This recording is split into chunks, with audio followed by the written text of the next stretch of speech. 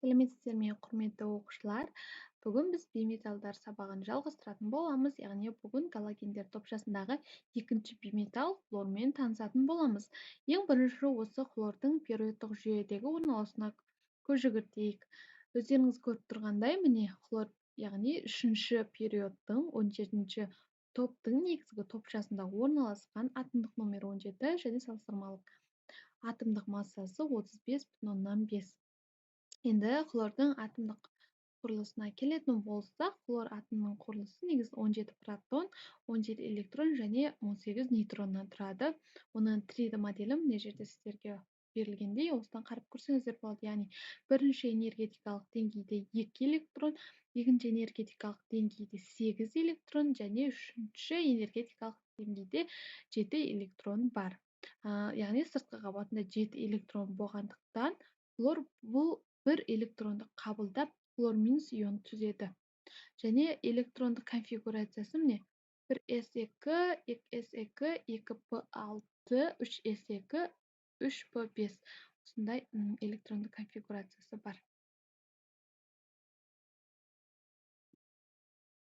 Енді ары қарай хлордың кеңістікте орналасуын көрейік. Яғни хлор атомы ол валенттілік электрондарда P орбиталында орналасқан. Хлор молекуласы хлор 2 түрінде болады.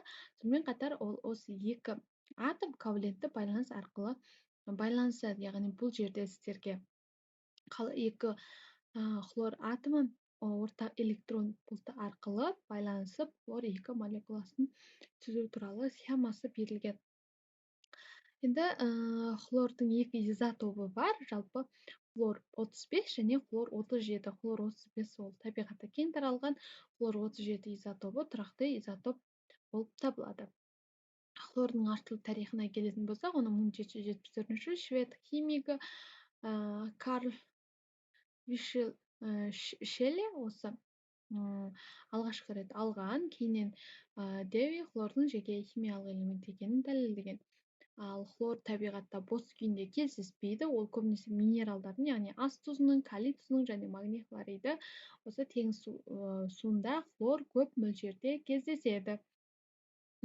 Хлордың жалпы екі алыну жолы бар. Ең бірінші өнеркәсіпте ол ас тұзының ерітіндісінің, яғни электролиз арқылы алынады. Мына жерде көрсетіп тұрған реакция теңдеуін қарап көрсеңіздер болады. Яғни ас тұзы натрий хлор формуласы, оған электролиз деген кезде хлор газын түзетін жерден реакция түрінде көрсеңіздер болады. Енді зертханада, яғни ол марганец оксидін, яғни тұз қышқылын қосу арқылы хлор газын бөліп алады. Сонымен қатар енді хлор газы жалпы ол жасыл сары түсті газ, өткір ауадан ауыр, улы және суда жақсы ериді. Қайнау температурасы -34 Цельсий градус. Хлордың физикалық қасиетіне келетін болсақ, ол ең бірінші металдармен әрекеттеседі, яғни бүкіл галогенге тән қасиет, ол металдармен әрекеттесіп тұз түзеді, яғни хлорид түзеді. Бұл жерде мысал ретінде натриймен әрекеттесуі берілген, натрий хлориді сутекпен әрекеттесіп тұз қышқылын түзеді. Сумен әрекеттесіп тұз қышқылы және гипохлорлы қышқыл түзеді. Ары қарай енді негізі хлордың бірнеше қосылыстары бар. Яғни ең бірінші жиі қолданылатын тұз қышқылы, H хлор, ас тұзы бар, натрий хлор және калий хлориді, калий хлор, натрий гипохлориді бар, натрий хлор. Сонымен қатар осы хлордың қолдануына келетін болсақ, ол су тазартуда қазір бәріміз білеміз, кейде мына суды ағызған кезде өте ақ болып шығады. Яғни қазірде ауыз суын осы дезинфекциялауда хлорды қолданылады. Өнеркәсіпте, пластмасста өндіруде және медицинада, антисептиктерде, тұрмыста ағартқыш заттарда осы хлорды қолданылады. Енді хлор туралы қызықты мәліметтерді қарастырып көрейік. Хлор өте улы газ. Бірінші дүниежүзілік соғыста осы химиялық қару ретінде хлорды қолданған болатын. Теңіз суында өте көп мөлшерде кездеседі. Хлор бактерияларды жою үшін суды тазартуда қолданылады. Хлормен зертханада жұмыс істеген кезде қандай шаралар, яғни қауіпсіздік ереже сақтау керек? Ең бірінші Қорғаныс көзілдірікті қолдану керек.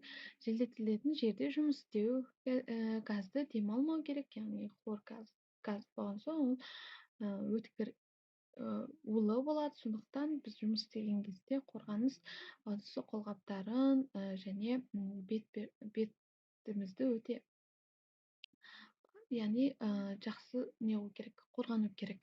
Хлор улы газ болғандықтан өте сақ болу керек. Және енді хлордың болашағы туралы қарастырып өтейік, яғни инновациялық қандай өзінің болашақта маңызды екен.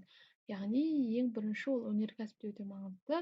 Негізгі қолдану ретінде осы жаңа полимерлер, материалдар алуда, медицинада, су тазарту технологиялық, химиялық өндірісте ол хлор өте маңызды.